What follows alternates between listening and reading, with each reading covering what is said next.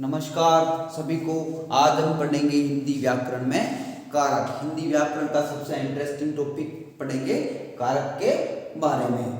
तो हम शुरू करते हैं। कारक कारक का अर्थ क्या होता है? कारक का अर्थ क्या होता है? कारक का अर्थ होता है किसी भी कार्य को करने वाला, जिसके द्वारा कार्य संपादित किया जाए। मतलब किसी भी काम को करना क्या कहलाता है? कारक कहलाता है। मतलब किसी भी कारक का अर्थ क्या होता है? किसी भी कार्य को करने वाला। तो इसकी परिभाषा क्या हो गई? क्रिया को करने में जो भूमिका निभाता है वह कारक कहलाता है। क्या?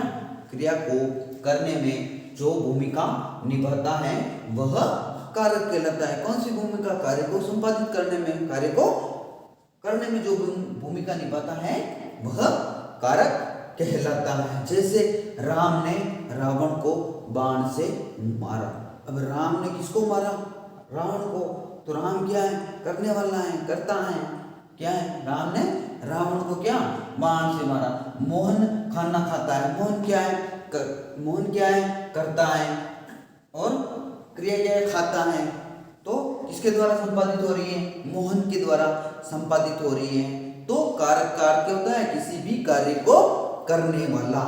कारक का अर्थ क्या होता है? किसी भी कार्य को करने वाला क्या कहलाता है? कारक कहलाता है। किसी भी कार्य को करने वाला कारक कहलाता है। तो कारक का अर्थ हो गया है किसी कार्य। तो ये कारक का अर्थ होता है किसी कार्य को करने वाला। क्रिया को करने में जो भूमिका निभाता है वह कारक कहलाता है। जैसे राम ने रावण को बाण से मारा। मोहन खाना खाता है। तो मोहन क्या खाता है? खाना खाता है। करता कौन है? मोहन है। क्रिया को करने वाला कौन है? मोहन है। अब हम पढ़ते हैं कारक के प्रकार। कारक के 8 प्रकार होते हैं, 8 भेद होते हैं। प्राचीन व्याकरणाचार्य इसके 6 भेद माने जाते हैं, लेकिन हिंदी में कारक के 8 भेद माने जाते हैं। कारक और विभक्ति चिन्ह है। कारक कर्ता कारक, कर्म कारक, करण कारक, संप्रदान कारक, अपादान कारक, संबंध कारक, अधिकरण कारक और संबोधन कारक। ये विभक्ति चिन्ह है, पद चिन्ह भी कहते हैं। ये ने, को, से के द्वारा, के लिए, को से अलग, का, के की, ना, नेनी, में, पर, ऊपर, है, अरे, ओ। तो कर्ता कारक का विभक्ति चिन्ह क्या हो गया?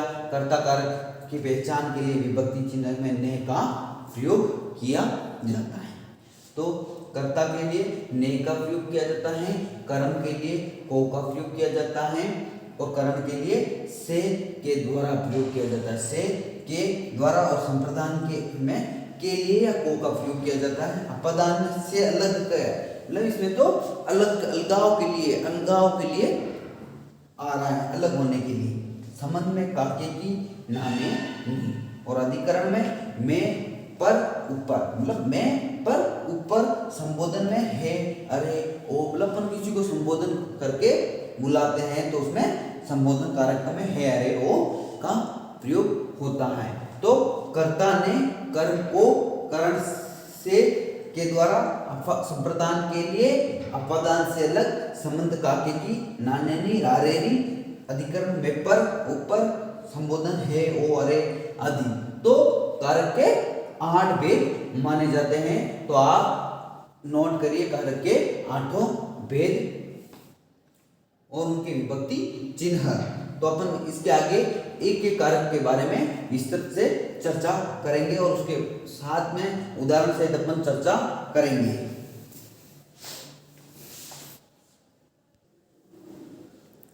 तो हम पहला पढ़ रहे हैं कर्ता कारक। कर्ता का अर्थ क्या होता है? वाक्य में जो करता है, कार्य को करता है। वाक्य में क्या?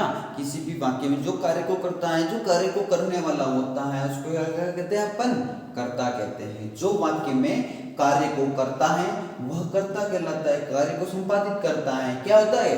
कर्ता के द्वारा कार्य को करने वाले का बोध होता है। कर्ता किसे कहते हैं? जो कार्य करता है, मतलब जिसके द्वारा कार्य किया जा रहा है, जिसके द्वारा कार्य को पूरा करने का, मतलब जिसके द्वारा कार्य को करने का बोध हो रहा है, जो कार्य कर रहा है कि कैसे, मतलब कार्य को करने वाले का। जैसे साहिल ने चित्र बनाया। अब साहिल ने क्या बनाया? चित्र बनाया। तो चित्र किसने बनाया? साहिल ने। इसमें कर्ता कौन है? साहिल है। तो कर्ता कारक का विभक्ति चिन्ह क्या होता है? ने होता है। कर्ता ने, कर्ता कारक का विभक्ति चिन्ह ने होता है। क्या होता है? ने होता है। ने होता है।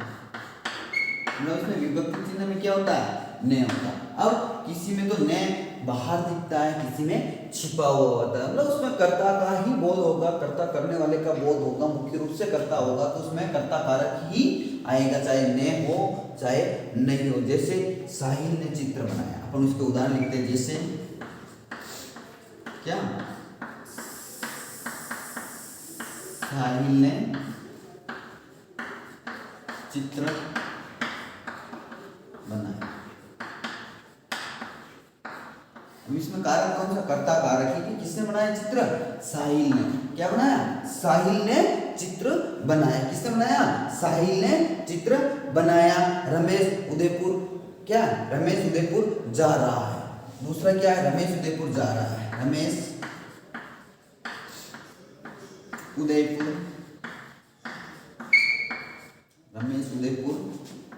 जा रहा है।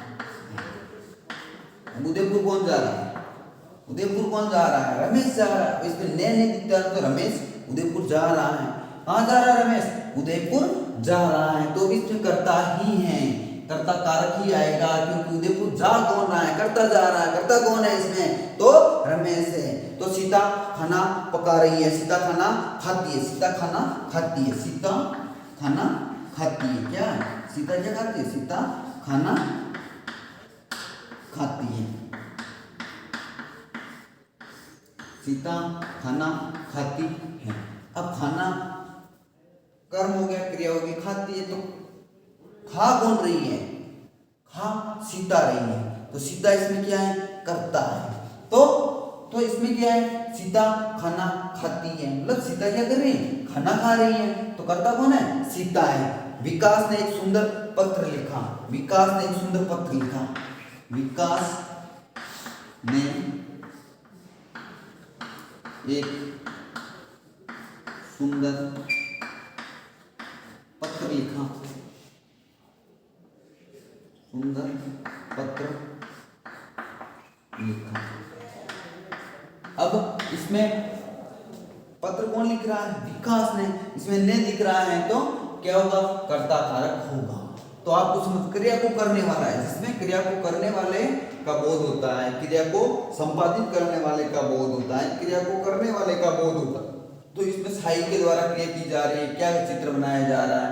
इसमें रमेश उदयपुर जा रहा है, रमेश के द्वारा क्रिया की जा रही है। इसमें सीता खाना बना रही है, मतलब सीता के द्वारा खाना क्या खाती है। विकास के द्वारा पत्र लिखा जा रहा है। तो इसमें कर्ता कारक का करने वाला, क्रिया को करने वाले का बोध हो रहा है, कि क्रिया को कर्ता कौन है उसके बारे में बोध हो रहा है। कर्ता कारक का चिन्ह ने होता है। साहिल ने चित्र बनाया, रमेश उदयपुर जा रहा है, सीता खाना खाती है, विकास ने एक सुंदर पत्र लिखा। अब हम पढ़ रहे कर्म कारक। कारक का पहला कर्ता पढ़ा अपन, अब दूसरा पढ़ रहे हैं कर्म। क्या पढ़ रहे हैं? दूसरा कर्म। दूसरा कौन सा कारक पढ़ रहे हैं? कर्म कारक पढ़ रहे हैं। तो वह वस्तु या व्यक्ति जिस पर वाक्य में की गई क्रिया का प्रभाव पड़ता है वह कर्म कहलाता है। इसमें क्या? वह वस्तु या व्यक्ति जिस पर वाक्य में की गई क्रिया, उसमें तो कर्ता पर पड़ रहा है, और उसमें व्यक्ति जिस पर वाक्य में की गई क्रिया का प्रभाव पड़ता है, उसमें जो मतलब वो काम उसके तो सीधा कर्ता पे पड़ रहा है, उसका मतलब वो काम क्या कर रहा है उसका प्रभाव पड़ता है, कर्म का प्रभाव पड़ता है। तो क्या कहलाता है? कर्म कारक कहलाता है। क्या कहलाता है? कर्म कारक का विभक्ति चिन्ह क्या है? कर्म कारक का विभक्ति चिन्ह, विभक्ति चिन्ह को होता है। क्या होता है? को होता है। कर्म का विभक्ति चिन्ह क्या होता है? को होता है। क्या होता है? कर्म कारक का विभक्ति चिन्ह को होता है, को होता है। क्या होता है? को होता है। जैसे राधा ने श्याम को बुलाया। किसने बुलाया? राधा ने श्याम को बुलाया। राधा ने किसको बुलाया? श्याम को बुलाया। महेश ने भैंस को पानी पिलाया। रमेश ने क्या? भैंस को पानी पिलाया। माँ ने बच्चों को खाना खिलाया। माँ ने बच्चों को नहाया या खाना खिलाया। तो अपन इसके उदाहरण लिख लेते हैं। जैसे इसके उदाहरण लिख लेते हैं अपन, जैसे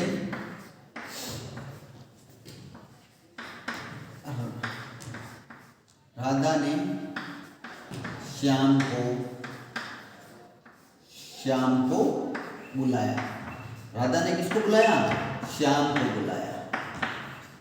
तो राधा ने किसको बुलाया? श्याम को। इसका विभक्ति चिन्ह क्या आ रहा है? को आ रहा है। महेश ने भैंस को पानी पिलाया। महेश ने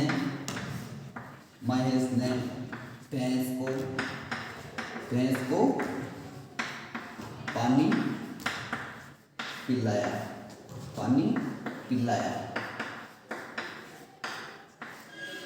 महेश ने किसको पानी पिलाया? भैंस को पानी पिलाया। माँ ने बच्चों को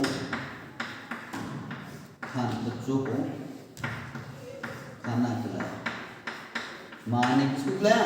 बच्चों को खाना खिलाया। माँ ने बच्चों को खाना खिलाया। माँ ने किसको खाना खिलाया? बच्चों को खाना खिलाया। अब आप कहोगे सर कर्ता ने आ रहा है, तो इसमें किसका? उसमें तो क्या कर्ता के ऊपर प्रभाव पड़ रहा है। किसके ऊपर पड़ रहा है? कर्ता के ऊपर प्रभाव पड़ रहा था। इसमें किसके ऊपर पड़ रहा है? कान के ऊपर। किसको? भैंस को, बच्चों को, श्याम को, मतलब इसके ऊपर प्रभाव पड़ रहा है। उसमें तो क्या था? कर्ता के ऊपर प्रभाव पड़ रहा था। तो इसमें कर्म के ऊपर प्रभाव पड़ रहा है। वाक्य में व्यक्ति या वस्तु के ऊपर प्रभाव पड़ रहा है। तो इसमें श्याम को बुलाया है, इसमें भैंस को और बच्चों को, इन पे प्रभाव पड़ रहा है। तो वहां कर्म कारक होगा। क्या होगा? कर्म कारक होगा। वह वस्तु या व्यक्ति जिस पर वाक्य में की गई क्रिया का प्रभाव पड़ता है, वहां कर्म कारक होता है।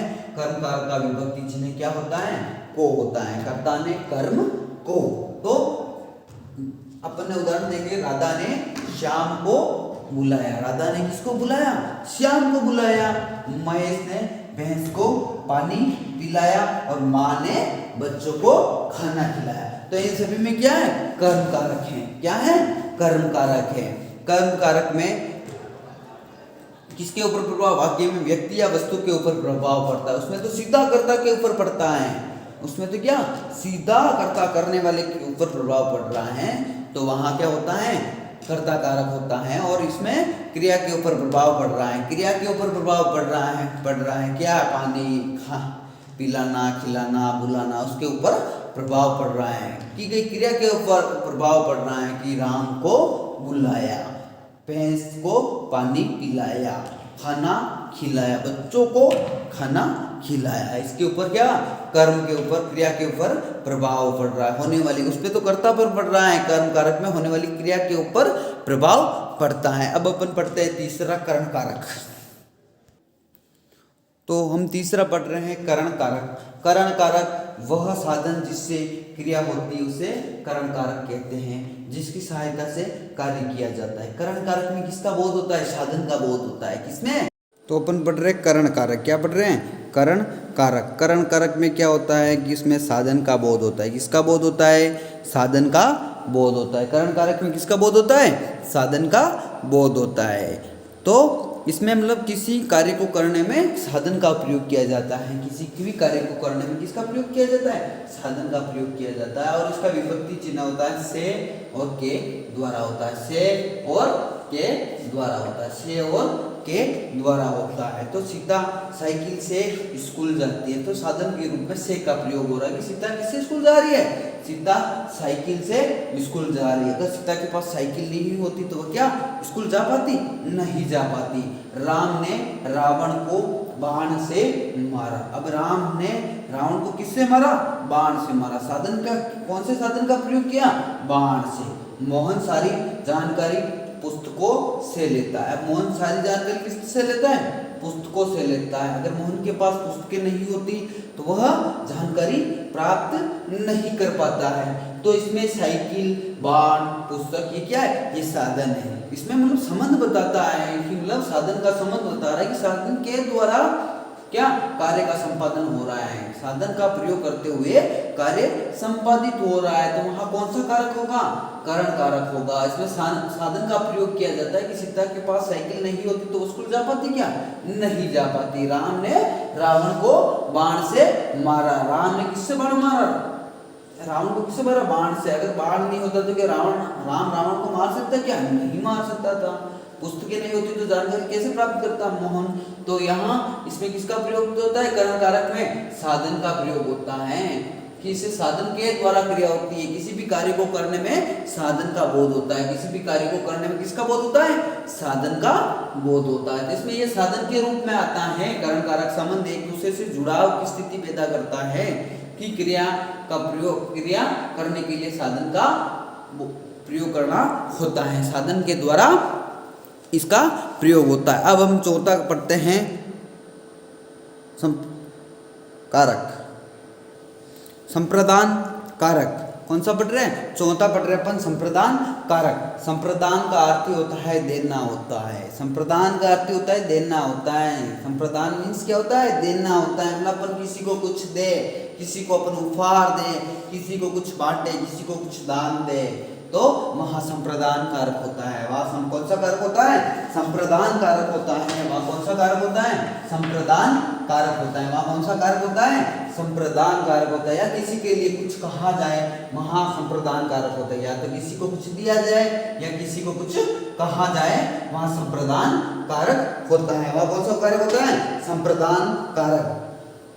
यहाँ इसका विभक्ति चिन्ह क्या होता है? इसका विभक्ति चिन्ह संप्रदान का संप्रदान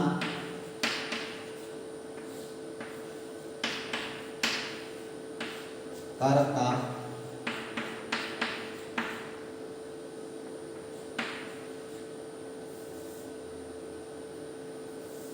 विभक्ति चिन्ह क्या होता है? से या के द्वारा। से या के द्वारा। से और के द्वारा विभक्ति चिन्ह क्या होता है? से या के द्वारा। विभक्ति चिन्ह होता से या होता है के द्वारा। किसी से या के द्वारा। से या के द्वारा क्या होता है? से या के द्वारा। से या के द्वारा होता है। इसका विभक्ति चिन्ह क्या होता है? से या के द्वारा होता है कि राजा ने भिखारियों को कंबल बांटे। राजा ने भिखारियों को कंबल बांटे। अब इसमें के द्वारा छिपा है। राजा के द्वारा भिखारियों को क्या बांटे गए? कंबल बांटे गए। राजा ने भिखारियों को कंबल बांटे। से या के द्वारा होता। से या के द्वारा होता। राजा के द्वारा भिखारियों को क्या बांटे गए? कंबल बांटे गए। तो इसमें से के द्वारा छिप रहा है तो भी मतलब देना हो रहा है। संप्रदान किसी होता है देना होता है। तो माँ अपने बच्चे के लिए क्या? दूध लेकर आई। माँ अपने बच्चे को क्या दे रही? दूध लेकर आई। माँ अपने बच्चे के लिए दूध लेकर आई। रमेश मेरे लिए कोई उपहार लेकर आया। रमेश मेरे लिए कोई उपहार लेकर आया। इसमें के लिए इसका विभक्ति चिन्ह क्या होता है? विभक्ति चिन्ह इसका के लिए या को होता है। संप्रदान का के लिए या को होता है। सॉरी यहाँ से के लिए या को होता है। क्या होता है? के लिए या को होता है। विभक्ति चिन्ह के लिए या विभक्ति चिन्ह के लिए या को होता है। के चिन्ह के लिए या को होता है। के लिए या को होता है। के लिए या को होता है। क्या होता है? के लिए या को होता है। क्या होता है? के लिए या को होता है। इसका विभक्ति चिन्ह क्या होता है? के लिए या को होता है। के लिए या को होता है। राजा ने भिखारियों के लिए कंबल बांटे। राजा ने भिखारियों को कंबल बांटे तो को, और राजा ने भिखारियों को कंबल बांटे। और माँ अपने बच्चे के लिए दूध लेकर आई। रमेश मेरे लिए कोई उपहार लेकर आया। संप्रदान इनसे क्या होता है? देना होता है। अपन ने यहाँ कर दिया था, इसको आप सुधार कर लीजिए। विभक्ति चिन्ह इसका होता है के लिए या को होता है। तो अपन इसके उदाहरण लिख लेते हैं। राजा ने, तो जैसे अपन इसके उदाहरण के द्वारा समझे तो अच्छा समझ में आ जाएगा अपन को। जैसे राजा ने भिखारियों को भिखारियों को कंबल बांटे। राजा ने किसको बांटे? भिखारियों को कंबल बांटे। राजा ने किसको कंबल बांटे? भिखारियों को कंबल बांटे। राजा ने किसको कंबल बांटे?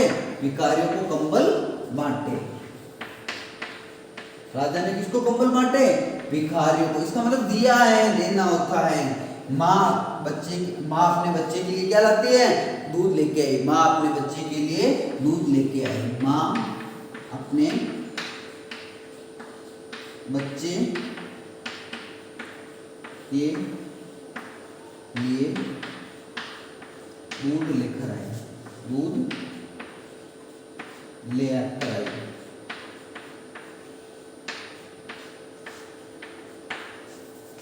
माँ अपने बच्चे के लिए क्या लाई? दूध लेकर आई। मतलब माँ अपने किसके लिए ले?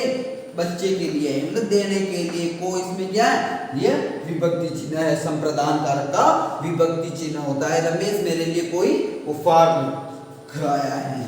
रमेश मेरे लिए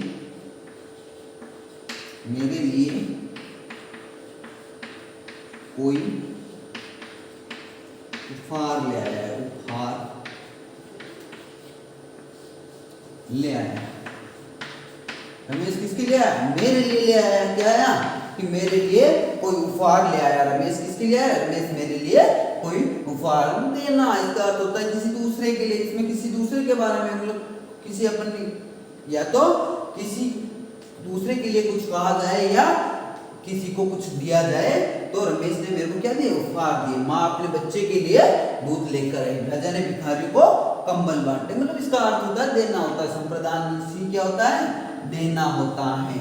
इसका अर्थ क्या होता है? देना। राजा किसको दे रहा है? गरीबों को दे रहा है। माँ किसको दे रही है? अपने बच्चे को दे रही है। रमेश किसको दे रहा है? मेरे को दे रहा है।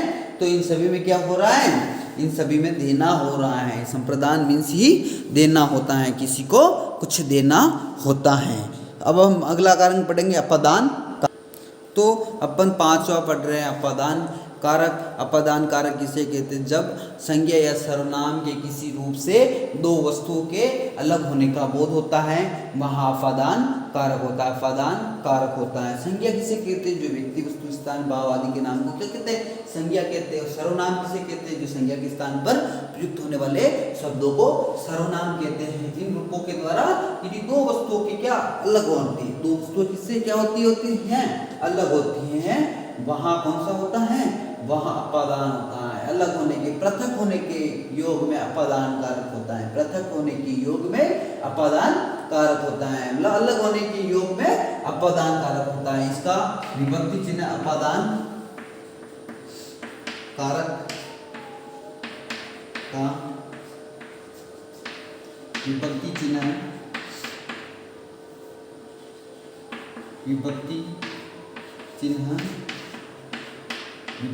क्या होता है? से अलग होता है। क्या होता है? से अलग होता है। से अलग होता है। इसमें क्या हो रहा है? से अलग हो रहा है, अलग होता है। मतलब इसमें एक दूसरे से पृथक होता है। अब आप यहाँ से, तो आप यहाँ ऐसे समझ लो कि सर से तो आपने बताया था कर्ण का भी होता है, लेकिन कर्ण में क्या होता है? एक को जोड़ने के लिए होता है, इसमें अलग के लिए होता है। तो यहाँ नोट करके लिख दीजिए आप कि नोट कर्ण कारक में से विभक्ति चिन्ह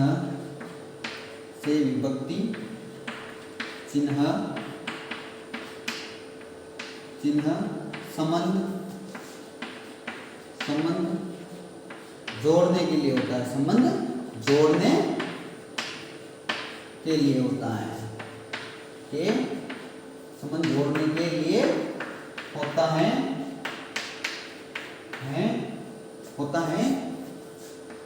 लेकिन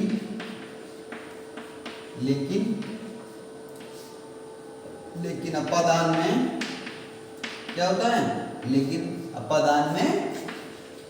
क्या होता है? अपादान में अलगाव की स्थिति को बताता है। अलगाव की स्थिति को बताता है। कैसे? अपन यहाँ उदाहरण लिखते हैं। लिख लिया नोट करके कि करण कारक में विभक्ति से विभक्ति चिन्ह का चिन्ह संबंध जोड़ने के लिए होता है, लेकिन अपादान में अलगाव की स्थिति को बताता है, अलग होने की स्थिति को बताता है। अलग कैसे कि अब अपन लिखते हैं यहाँ जैसे जैसे पेड़ से पत्ते गिरते हैं, क्या होता है? पेड़ से पत्ते गिरते हैं, पेड़ से पत्ते गिरते हैं। पेड़ से क्या गिर रहे हैं? पेड़ से पत्ते गिरते हैं। अब पेड़ से क्या हो रहे हैं?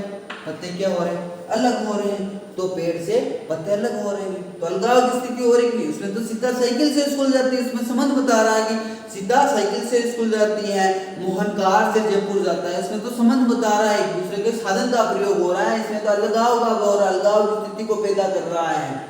और संप्रदान में तो दान देने का प्रयोग हो रहा है, इसमें अलग होने का प्रयोग होता है। कर्ता में कर्ता के ऊपर प्रभाव पड़ता है, कर्म में कर्म क्रिया का कर्म के ऊपर प्रभाव पड़ता है। करण में तो क्या संबंध जोड़ता है, इसमें अलगाव स्थिति को, कि जैसे अपन लिखते हैं कि नदियां पहाड़ों से निकलती है, नदियां पहाड़ों से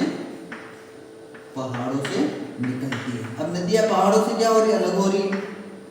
नदियां किसी और अलग हो रही, पहाड़ों से अलग हो रही, निकलती है। नदियां पहाड़ों से निकलती हैं।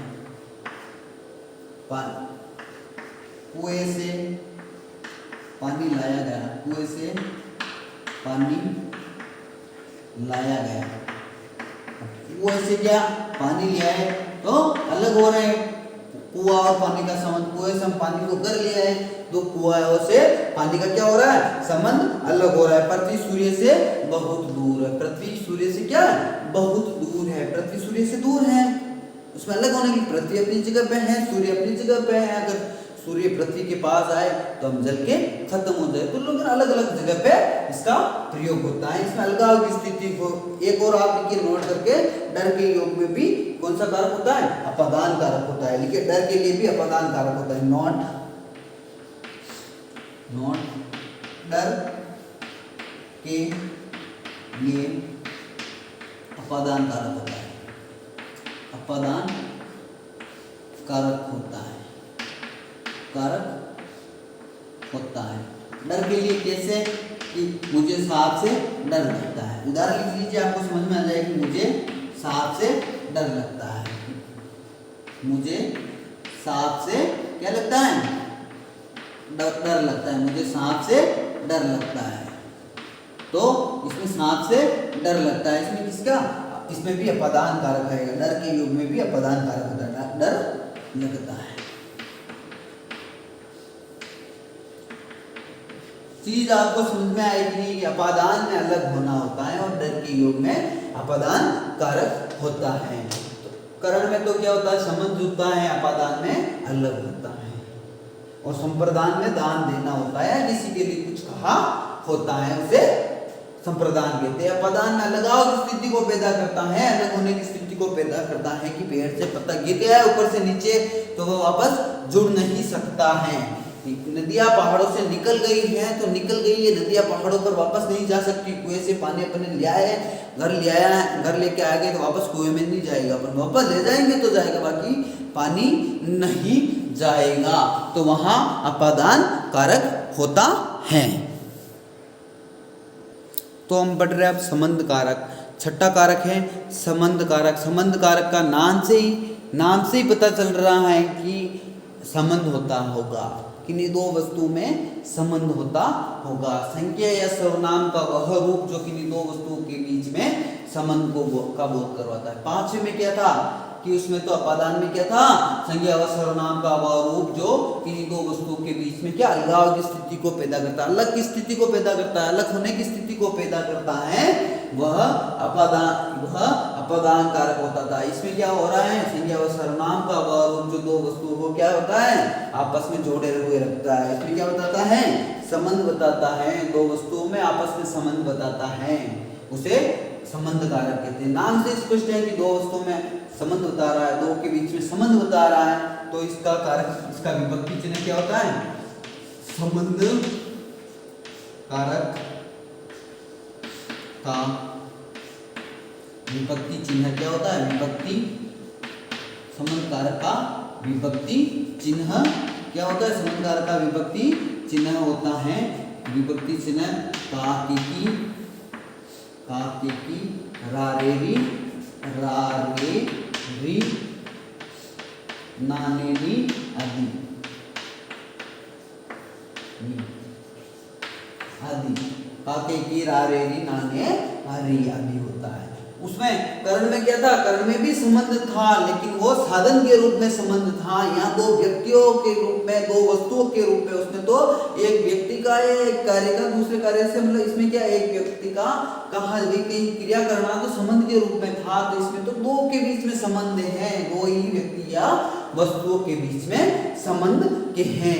कैसे संबंध कैसे हो गया कि यह मोहन का घर है, जैसे यह मोहन का घर है, क्या यह मोहन का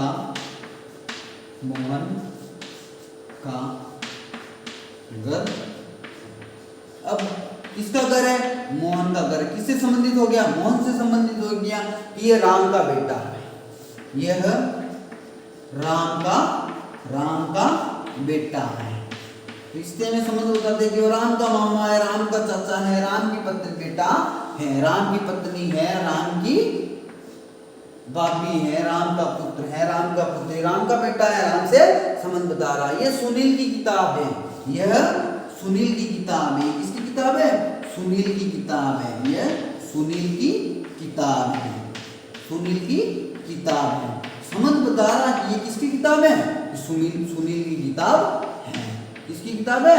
सुनील की किताब है, सुनील की किताब है। बच्चे का सिर दुख रहा है, बच्चे का सिर दुख रहा, बच्चे का क्या दुख रहा? सिर दुख रहा। तो संबंध किससे? सिर का संबंध किससे? बच्चे से। दुखना का संबंध किससे? सिर से है।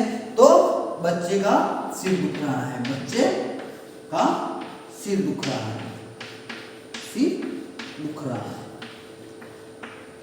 दुख रहा है, बच्चे का सिर दुख रहा है। तो सिर का संबंध किससे हो गया?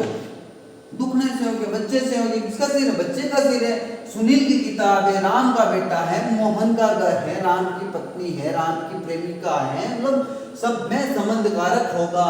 एक दूसरे का संबंध बता रहा है, इसमें संबंध बता रहा है, संबंध का बोध हो रहा है। काकेकी के द्वारा नहीं हो तो भी अपन को बताते ज्यादा संबंधवाद में, मतलब ये संबंध बता रहा है। दो वस्तुओं के बीच में आपस में संबंध को दर्शाता है। संज्ञा व सर्वनाम का वह रूप जो किन्हीं दो वस्तुओं के बीच में क्या करता है? संबंध को दर्शाता है। इसका विभक्ति चिन्ह होता है काकेकी, रारेरी, नाने नी, और यह मोहन का घर है।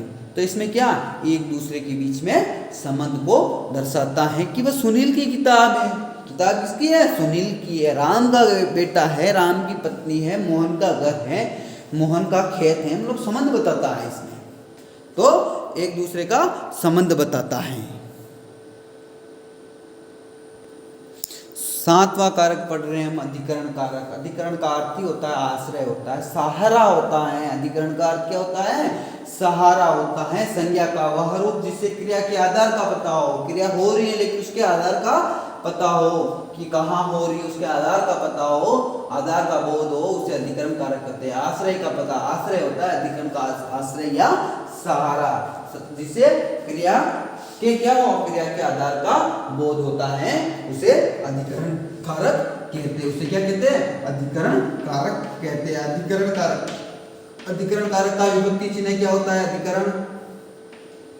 अधिकरण कारक का विभक्ति चिन्ह होता है, विभक्ति चिन्ह क्या होता है? में पर, में और पर होता है। क्या होता है? में और पर होता है। क्या होता है? में और पर होता है, में और पर होता है। क्या होता है? में और पर होता है। इसका क्या होता है? में और पर होता है। अधिकरण कारक का विभक्ति चिन्ह में और पर होता है। इसमें क्या भीतर, अंदर, ऊपर, बीच आदि शब्दों के लिए भी अधिकरण कारक होता है। भीतर, ऊपर, अंदर, बीच, अंदर, बीच आदि शब्दों के लिए अधिकरण कारक होता है। के लिए अधिकरण कारक होता है। कि कौन सा कारक होता है? अधिकरण कारक होता है। अधिकरण कारक होता है। कारण होता है, अधिकरण कारक होता है, में भी होता है। जैसे अपन लिख लेते हैं अधिकरण कारक के उदाहरण लिखते हैं। जैसे पेड़ पर पक्षी बैठे हैं। क्या है? पेड़ पर पक्षी बैठे हैं। पेड़ पर पक्षी बैठे हैं। पेड़ पर पक्षी बैठे। अब इनको आश्रय कर बैठे हैं। क्रिया का आधार क्या है? पेड़ है। पेड़ पर क्या बैठे हैं? पक्षी बैठे हैं। क्या बैठे हैं? पेड़ पर पक्षी बैठे हैं। महाभारत का युद्ध कुरुक्षेत्र में हुआ है। अब महाभारत का युद्ध कहाँ हुआ था?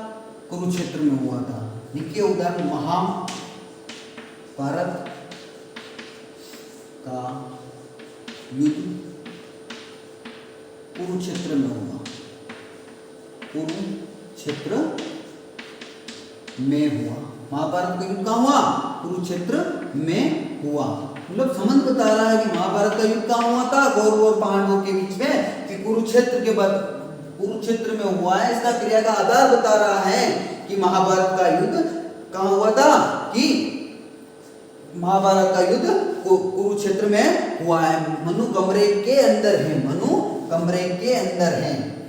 मनु मोहन कमरे के अंदर है।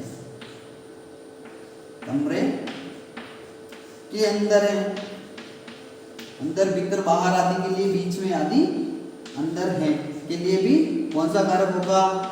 अधिकरण कारक होता है। कि मनु कमरे के अंदर है। मोहन कमरे के अंदर है। सिर पर बाल उगते हैं। सिर पर बाल उगते हैं। लिखिए, सिर पर बाल उगते हैं। किस पर उगते हैं? क्रिया का आधार क्या है? सहारा होता है। सिर पर बाल उगते हैं। सिर पर बाल उगते हैं। किस पर बाल उगते हैं? सिर पर बाल उगते हैं। तो सिर पर बाल उगते हैं, यहाँ हो गया अधिकरण कारक हो गया। यहाँ आश्रय हो गया। क्रिया के आधार का बोध हो रहा है यहाँ कि पेड़ के ऊपर पक्षी बैठे हैं। महाभारत का युद्ध कुरुक्षेत्र में हुआ है। मोहन कमरे के अंदर है। सिर पर बाल उगते हैं। तो अधिकरण कारक का अर्थ क्या होता है? क्रिया के आधार का। इसका चिन्ह क्या होता है? में और पर। भीतर, अंदर, बीच, भीतर, अंदर, ऊपर, बीच आदि शब्दों के लिए भी कौन सा कारक होता है? अधिकरण कारक होता है। आदि शब्दों के लिए भी अधिकरण कारक होता है। अब हम अंतिम कारक पढ़ रहे हैं, संबोधन कारक। संबोधन कारक। संबोधन कारक, संबोधन मीन्स होता है संबोधन, किसी को बुलाना, पुकारना, बोलने का बोध होता है। संज्ञा या सर्वनाम का वह रूप जिससे किसी को बोलने, पुकारने या बुलाने या बोलने या पुकारने के लिए बोध होता है, वहाँ संबोधन कारक होता है। वहाँ क्या होता है? संबोधन कारक होता है। संबोधन कारक होता है। संबोधन कारक होता है। कौन सा कारक होता है? संबोधन कारक होता है। संबोधन कारक होता है। संबोधन कारक होता है। संबोधन कारक में, संबोधन कारक का ये विभक्ति चिन्ह क्या होता है? हे, अरे, ओ, जी। क्या होता है? संबोधन कारक का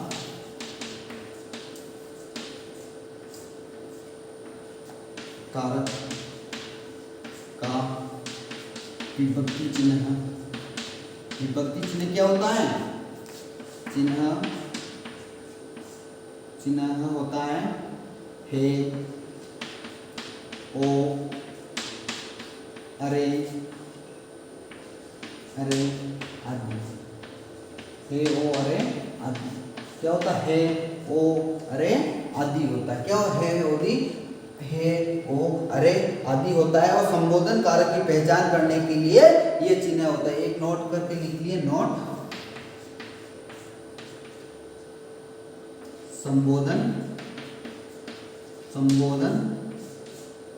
संबोधन कारक की पहचान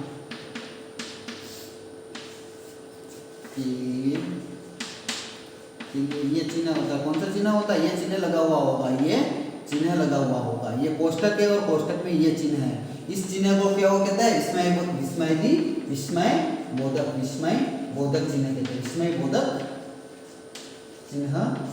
विस्मय बोधक चिन्ह लगा होता है, विस्मय बोधक चिन्ह लगा होता है। जैसा चिन्ह लगा होगा तो आपको समझ में आ जाएगा संबोधन कारक के विस्मय बोधक चिन्ह लगा होता है। विस्मय बोधक चिन्ह को अपन ऐसे लिखते हैं तो अपन विस्मय बोधक चिन्ह लगा होता है। अब इसके उदाहरण देखते हैं। जैसे किसी के साथ बुरा होता है, किसी के साथ गलत होता है, तो अपन ऐसे प्रयोग करते हैं कि करते हैं, हे राम।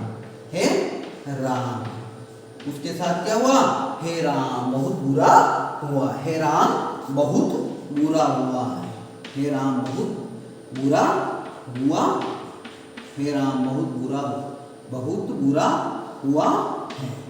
अपन ऐसे लिखते हैं कि नहीं लिखते हैं, हे राम बहुत बुरा हुआ है, हे राम बहुत बुरा है। अरे बच्चों, अपन क्लास में जाते हैं, कहते हैं कि कहते हैं, अरे बच्चों शोर मत करो। क्या कहते हैं, शोर मत करो। कहते हैं कि कहते हैं, अरे बच्चों शोर मत करो, है ईश्वर इन सभी नादानों की रक्षा करे। अपन नहीं कहते है ईश्वर इन सभी नादानों की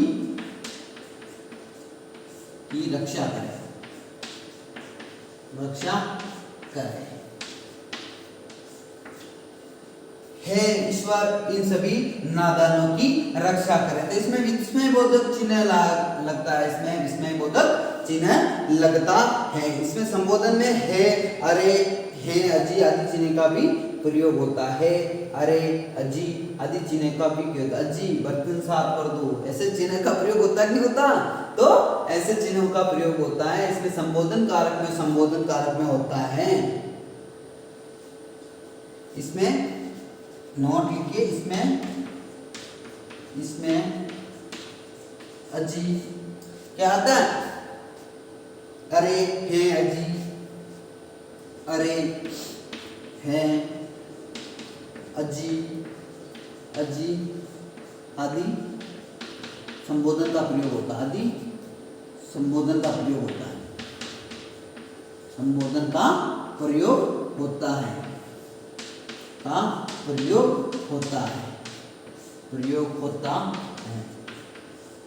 इन चिन्हों का भी, इन विभक्ति चिन्हों का प्रयोग होता है। जी बर्तन साफ कर दो, जी कपड़े धो दो, अपन नहीं कहते हैं, हे राम इन बच्चों के साथ बुरा हुआ, अरे बच्चों शोर मत करो, इन चिन्हों का भी प्रयोग होता है। संज्ञा या सर्वनाम का वह रूप जिसे किसी को बुलाने या पुकारने के लिए बोध होता है, वह संबोधन कारक होता है। इसका विभक्ति चिन्ह है होता है, इसमें विस्मय बोधक चिन्ह का प्रयोग होता है। तो विस्मय बोधक चिन्हों का आप प्रयोग देखिए संबोधन कारक में। तो नोट करिए आप अपनी व्याकरण की पुस्तिका में।